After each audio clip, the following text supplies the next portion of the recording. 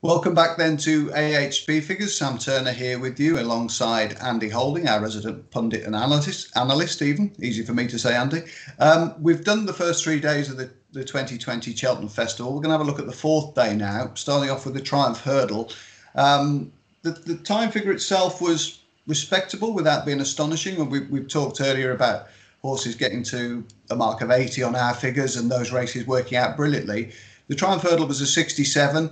And there's been a few sort of mixed messages to emerge from it. Yeah, we've talked about in the other three previews we've done, Sam, haven't we, that 70 is the cut-off point or the benchmark for novices, but the juveniles tend to be just a little bit slightly under that because of their lack of strength, if you like. They probably can't run so fast for such a long period of time. So anything that does do over a 70 is obviously very, very good. I think the fastest we ever awarded was our Connor. The ill-fated Connor. He clocked a 74 when he won the Spring Juvenile Hurdle at Leopardstown prior to coming here to Cheltenham, so he was just a freak. And looking at last year's figures as well, the top-rated horse was All Mankind going into it with a 69.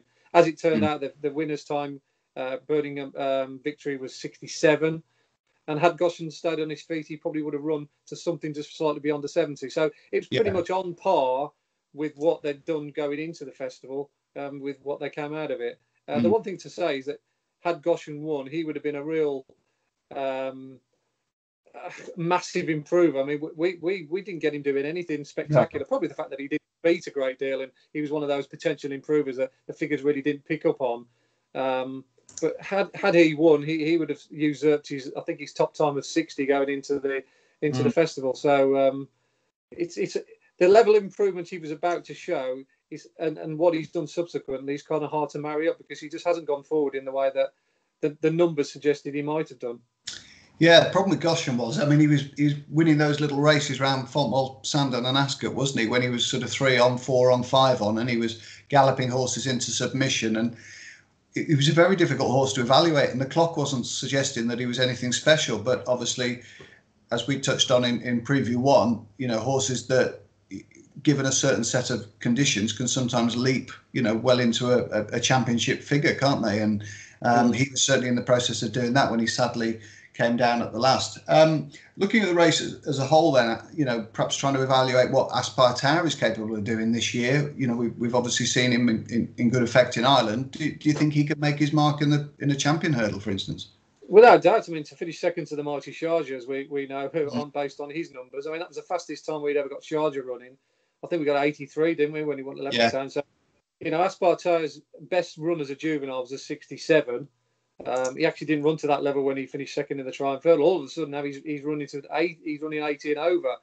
So he's gone forward in the way that a lot of people expected Goshen. And you look at All Mankind, who finished third. He's now one of the favourites for the Arkle. Navajo Pass was fourth. He's done nothing wrong for the form with his subsequent defeat over Bouvardere and the Twist and Davis horse, Ballyandy. Ballyandy, yeah. Yeah, I mean, it's like I say, mixed messages. You've got several bits of evidence to suggest the Triumph Hurdle was a good year, and quite a few bits of evidence to suggest it was a little bit patchy. So good and bad from the race, as far as I can see. Okay, well, let's move on to, I wouldn't say from the sublime to the ridiculous, but you're going from 4-year-olds, racing 2 miles up to the Albert Bartlett. These are potential top-class 3-mile chasers in the making. And I must admit, given the winner, Monkfish, I've seen no evidence to the contrary that he can't go to the top of the tree in chases now that he's progressing so well from hurdles. Yeah, I mean, going into the Albert Bartlett last year, we had a whole dearth of potential chasers, as we often do. And little do we know just how strong the Albert Bartlett would turn out to be. Now, you couldn't base that around on the time figure that they achieved in the Albert Bartlett. We only rated Monkfish at 62, which is indicative of a slowly run race that didn't go particularly fast. And the sectionals from 2 out to the winning line were very similar to St. Roy. They're only half a second slow, so they've obviously quickened up. And it sorted the wheat from the chaff from that second last to the last. They really galloped hard, and the front 3 or 4 have pulled well clear. So it was saying that those front 3 or 4 are all pretty good to quicken the way they did. Monkfish, latest exhibition, Fury Road, Time Hill, all subsequent winners in their own divisions. And, up further down the line, horses like Janadil, I've gone on to suggest the Albert Bartlett was a stellar race last year.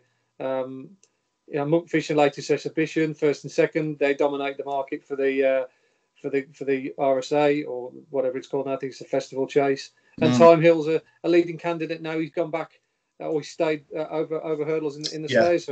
So a brilliant piece of form, not necessarily backed up by the numbers. We've talked about the numbers working and giving you a real steer. This one possibly didn't, but the actual form of the race has been absolutely tremendous. Very, very hard to knock the Albert Bartlett. Yeah, I can't ever remember the Albert Bartlett throwing up a massive speed figure. No. I think at Fisher's Cross might have recorded a pretty decent one. Maybe. I think he did a 70 when he won. Manila Rindo was again mid-60. I tend to think what everyone's expects to burn up, but what they do, I think a lot of jockeys are wary that it is such a big ask of a novice to go hard all the way from start to finish. So they tend to sort of not go that fast early on, and then they really do turn it on from down the back, and as this was the case from 3 out. So probably traditionally that we're always going to find that with the Albert Bartlett, but like I say, this one definitely books the trend of massive speed figures we've talked about. And something sort of that we haven't sort of advertised that we'll do, but it'd be remiss of us to get to the final day of 2020 and not have a little line on the Gold Cup. Obviously a race that you and I probably watched about 1,000 times between us. And we probably envisaged that there could have been 20 or 30 different scenarios, given how the race was run, given that, perhaps Santini, if he hadn't lost his position, could well have won it. You've got other horses that could have been very competitive. Do you think last year's race is going to have a major bearing on this year's, or do you think there's a new raft of horses that are going to, like the Champs and, Manila Indos of this world, are going to come up and surpass what these have actually achieved in last year's race? You'd like to think so, yeah. There's certainly 3 or 4 that are going to throw their cap into the ring. There's no doubt about that, because the likes of Santini, we've touched upon, he's not the quickest. Lost in translation, where's he gone? Monalee's not a stayer. Delta work, he has too many issues with his fencing. You look at the likes of Real Steel, who finished 6th. The form just hasn't worked out that strong, has it? We're expecting the Gold Cup traditionally to be the benchmark going forward. I mean, other than Album Photo, it's not what we would consider a vintage crop at the moment. So we are looking to the likes of Champ and Manila Indo and 1 or 2 others to come through. Plutard, those sort of. Plutard, of course. Plutard, he's the other one, isn't he? Who's very much in the mix. Yes, absolutely. Brilliant, Andy. Thanks very much for your time, sort of analysing those 4 days, and hopefully that's given people a little bit of a refresher, and also 1 or 2 ideas, looking forward to Cheltenham this year. And we've had a good little romp through those figures, those best races from last year, and been very informative. Thank you. No problem, Sam. Yeah, and we'll look to do some more previews, as I said, towards the from an anti-poacher perspective from next week onwards. Absolutely. Now we've sorted out the tech problems with Skype. 2 old men trying to work Skype recordings.